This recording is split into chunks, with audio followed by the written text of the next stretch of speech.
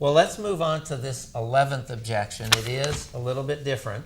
Перейдем теперь к 11-му возражению. Оно отличается от предыдущих. It is raised by our friend David Hubbard. Уже знакомый нам Дэвид Хаббард высказывает это возражение. And I need to tell you where it comes from. И я должен вам объяснить источник этого возражения. But first, just a statement about what the argument is. Но сначала сформулируем его суть. The objection is that holding to inerrancy hasn't always produced the best results for evangelical Christians.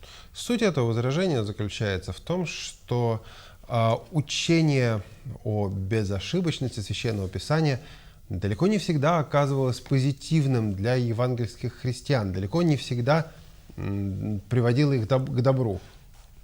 Well, now, why would somebody include that kind of an argument in a debate of this sort?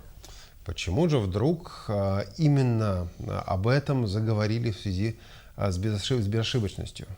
Well, actually, Hubbard is responding to some things that people who favor inerrancy have said. И вот тут важно понять источник, причину появления этого возражения. Появилось оно в ответ на некоторые утверждения сторонников безошибочности. A number of years ago, an American evangelical by the name of Harold Lindsell wrote a book by the name of The Battle for the Bible. Много лет назад американский евангельский христианин Харальд Линзелл написал книгу, которая называлась «Битва за Библию». Lindsell's purpose was to raise a flag of concern about the fact that there were evangelicals who were denying inerrancy.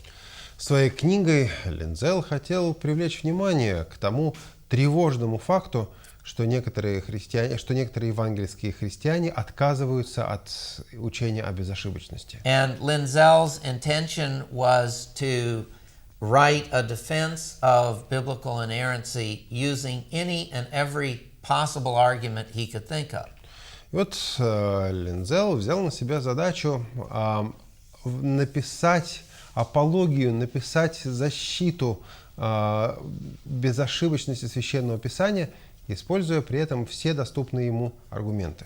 Some of the arguments Lindsell used were pretty good, but some of them were not very good. Были среди них и вполне достойные аргументы, а были и слабые. Hubbard is responding to some of those really weak arguments that Lindsell used. Именно на эти слабые аргументы Линзелла и отвечает Хаббард.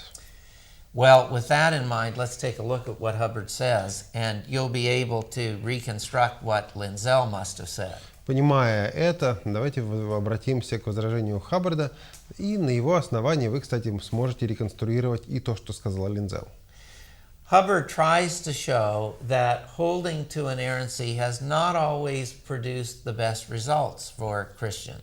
Хаббард пытается доказать, что учение о безошибочности иногда не доводило евангельских христиан до добра. For one thing, it has caused Christians to be rather fearful of even listening to what biblical scholars have presented, who have looked at whether various texts are erroneous. В частности, придерживаясь учения о безошибочности, евангельские христиане стали глухи к словам библеистов, пытающихся показать ошибки и проблемы Священного Писания. Hubbard says those scholars have done an awful lot of work, and not all of the work they've done is negative to Scripture. А между тем, ученые, библеисты проделали огромную работу. И далеко не всегда результаты этой работы негативно сказываются на Писании. So maybe it would be a good thing if evangelicals paid at least some attention to what these scholars have said. А потому, может быть, евангельским христианам есть смысл хотя бы сколько-нибудь прислушаться к утверждениям библеистов. In addition, Hubbard says that the doctrine of inerrancy has caused us to treasure the Bible, but that doesn't mean we've always paid attention to what it's saying. Хаббард утверждает также, что, придерживаясь учения о безошибочности, мы свято храним Библию, но не вчитываемся в нее. A lot of Christians take the Bible and they place it in a place of prominence in their home, and they reverence it and revere it, but they never open it and read it and apply it. Для многих христиан поэтому Библия стала святыней, почитаемым объектом, почитаемым предметом, стоящим в доме на почетном месте. Но при этом люди не читают, не открывают Библию. Hubbard suggests that the whole mindset that we find among inerrantists today arose because people like Charles Hodge and Benjamin Warfield tried to protect Scripture against rationalism of secular and atheistic scholars. По мнению Хаббарда, таким отношением к Библии мы, сегодняшние христиане, обязаны тем первопроходцам, таким как Чарльз Ходж или Бенджамин Уорфилд, пытавшимся защитить Священное Писание от нападок либеральных ученых. And as Hodge and Warfield constructed their apologetic for Scripture, they wound up arguing for biblical inerrancy. В свое время Ходжи и Уорфилд, выстраивая апологию Священного Писания, включили в нее и мысль о безошибочности Библии. Now, the generations that followed Hodge and Warfield have held on to this same doctrine, but they have allowed it to influence them in some of the negative ways that Hubbard has mentioned. Последователи Ходжа и Уорфилда придерживались этого учения, но последствия этого оказались далеко не лучшими. Ну, как говорит об этом Хаббард. Well, Hubbard thinks that there's just a better way to handle Scripture than that. С точки зрения Хаббарда к Писанию можно относиться иначе. Well, you can imagine, just by reflecting on what Hubbard says, what Linzel's argument must have been. На основании аргументов Хаббарда мы можем себе представить, что писал Линзел. In response to Hubbard, I want to say several things, and I've put them on the screen for you. В ответ на утверждение Хаббарда хотел бы поделиться с вами несколькими наблюдениями, и они отражены на экране. Hubbard's basic point that holding to inerrancy hasn't always produced the best results for evangelical Christians. Мысли Хаббарда о том, что учение о безошибочности далеко не всегда наилучшим образом влияло на мировоззрение евангельских христиан. I would say in response that that whole line of argument is thoroughly irrelevant to the central issue. Я бы сказал, что это возражение совершенно нерелевантно, совершенно не относится к обсуждаемому вопросу. The issue is whether Scripture teaches inerrancy, not how those who have held the doctrine have acted. Ведь вопрос не в том, как ведут себя сторонники этого учения, а в том, говорит ли Священное Писание о своей безошибочности или нет.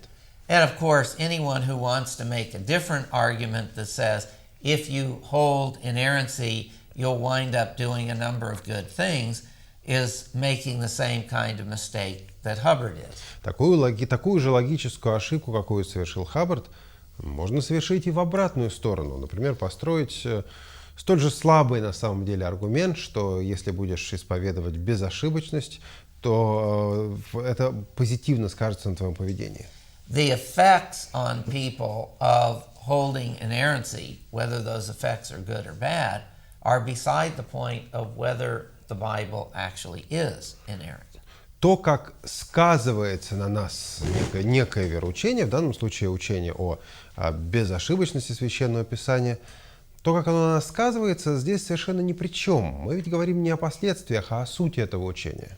And it's also beside the point of whether the Bible teaches this about itself. И то, как сказывается на нас это учение, совершенно не отвечает на вопрос, учит этому Библия или нет. Really, the only thing that Hubbard has actually shown with these arguments is that some people who have held the truth of inerrancy haven't handled it particularly well. Все, чего добился Хаббард этим своим аргументом, это показать, что далеко не все сторонники безошибочности Священного Писания правильно обращались, правильно использовали или правильно реагировали на это учение.